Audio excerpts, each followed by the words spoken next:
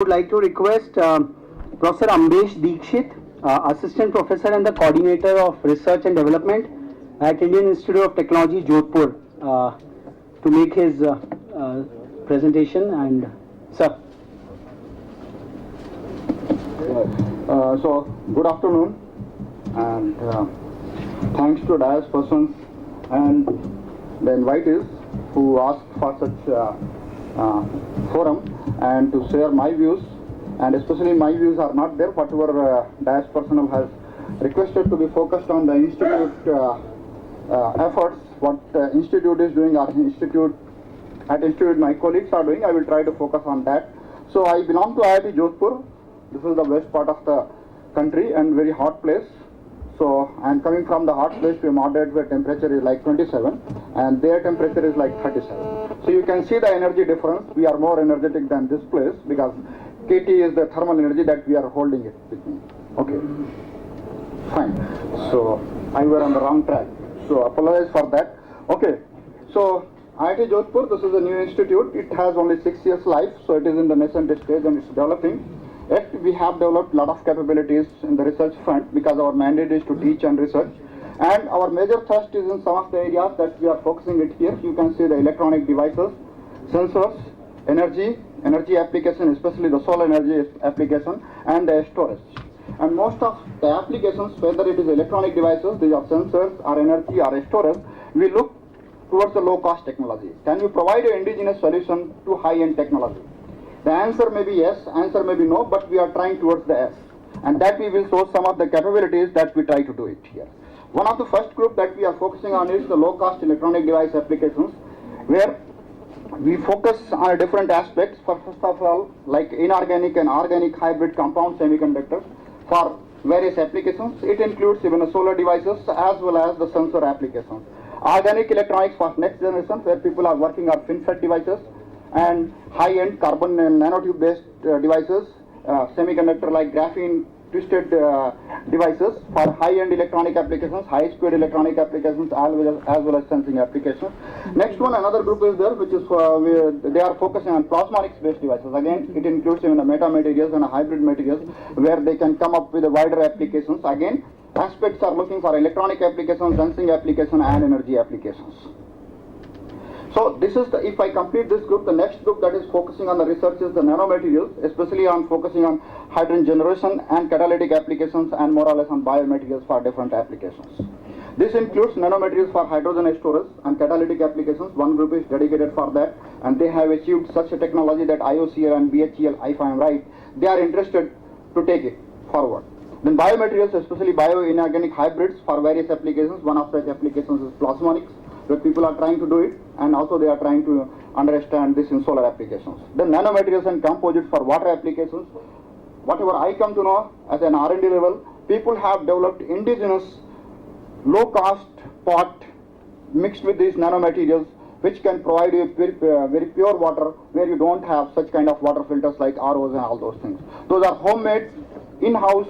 Everything is in-house, so technology is very mature. They have done very successful experiments, and the water purity is up to a commercial, these RO filters. So these are the indigenous technologies, are in the development, are in the very highly developed stage.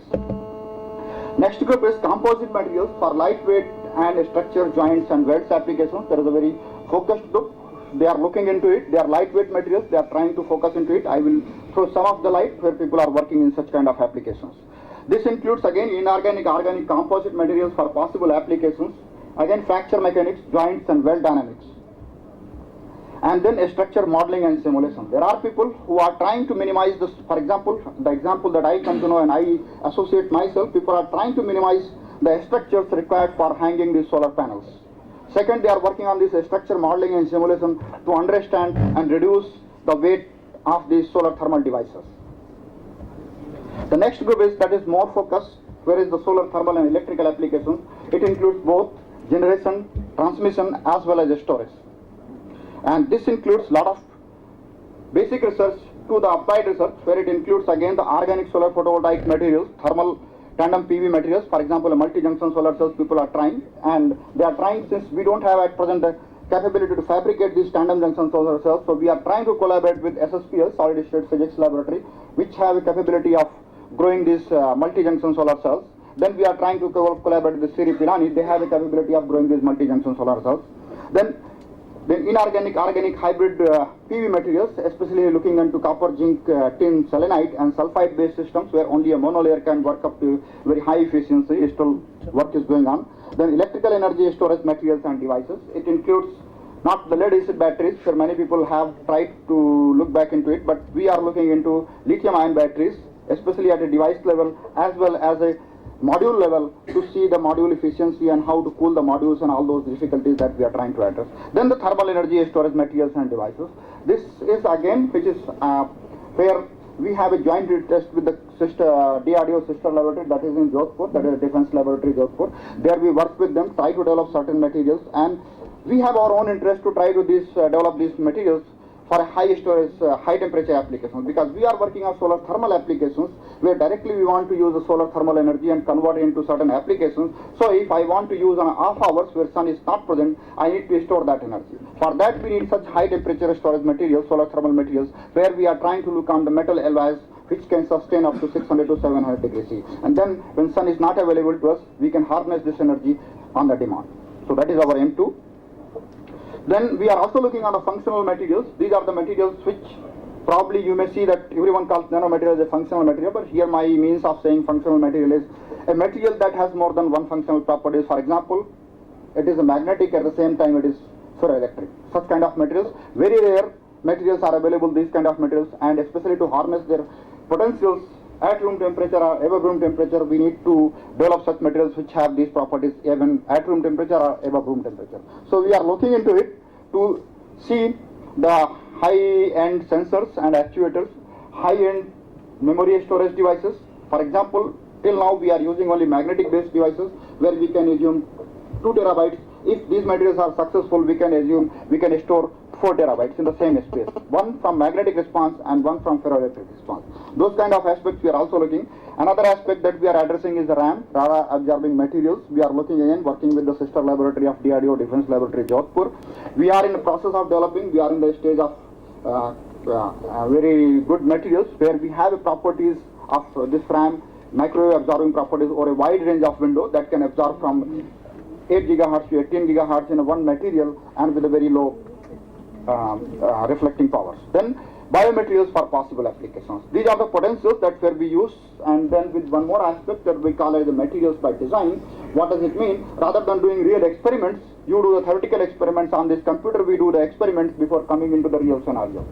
We simulate, we do the experiments on materials. Okay, well, this material may not be good for you. Probably let me do the theoretical experiments on my home computer or my lab computer, and then come up with a strategy. Okay, well, no, don't try this 10 experiments, try this one experiment first, and the outcomes would be like this. So we work on this aspect as well, looking into ab initio density functional theories, molecular dynamics studies, and macroscopic simulations as well, to address more or less all the aspects of the materials where we need a material of certain desired properties. For example, if you come up with this, say, I need a material which has this electronic conductivity, but at the same time this material should be very high in reflectivity. Well, I will work with this on my computer and will come up with a solution after, not in an immediate solution, because these calculations also takes a long time, but after a sufficient short time with respect to the experiments, I can tell you, okay, well, try this, hopefully this is going to work for me. Then this is the spectrum of materials which probably is we are trying to cover. That is the defense applications, which the word I learned here, directed basic research. The one aspect, few aspects that we are directly looking into it, the RAM, radar absorbing materials, which are looking into it. We have success in that. Then we are also looking into developing this phase change materials for thermal management applications at the same time. Then we have civil applications, specific applications where focused areas. For example, where I can share it. In solar thermal applications, we are working with Aditya Birla. So there we want to harness this solar energy directly to furnace, rather than converting into storing into as a thermal storage and then convert it to electricity. Rather than wasting in that process, we can directly use this energy as a process energy. So directly we are minimizing the losses in between. So this is a very focused application with the company people, and other possible applications that we are looking into it. The one more aspect, this is the whole picture that is repeating again, and this is the slide that I added when I was hearing the discussion from previous colleagues and DAS people. that people have achieved also protective coatings and for different applications. One example that I came to know is the self-healing coatings. For example, where this specific application lies, these turbines are there. They are in off conditions, very erotic conditions. They are in the seashores and all those things. Their corrosion happens and all those things. So these people, the colleagues, they have developed these self-healing coatings. They come up with the micro-encapsulation based systems, and then they make these blades, coat with them. Wherever the cracks are there, these microcapsules burst, and then they start self-healing process. So you don't need to bring them back your whole system down, and then you can work on it. Then multifunctional RAM materials, we are looking batteries, especially lithium-ion batteries and supercapacitors. Then compound semiconductors and lead-free piezoelectric ferrites for sensing applications. So again, most of the well-known material for this sensing application is lead, zirconium titanate oxide, which we are trying to avoid because lead is a cancerous material. So we want to avoid that, and we are looking at as an alternate as a lead-free piezoelectric materials, which has similar or better properties. Pardon? Okay. So thank you. Well, I'm open to questions. So these are the overall activities, probably which one slide which I escaped is there. There is a big group on information, communication and technology where people are focusing on developing softwares for communication, for defense applications, as well as for other civilian applications. There is a big group on information, communication and technology. They are looking into these aspects as well. The question and answer we will take at the end. Okay, fine. After all the presentations over. Sure. Thank you. Thank you.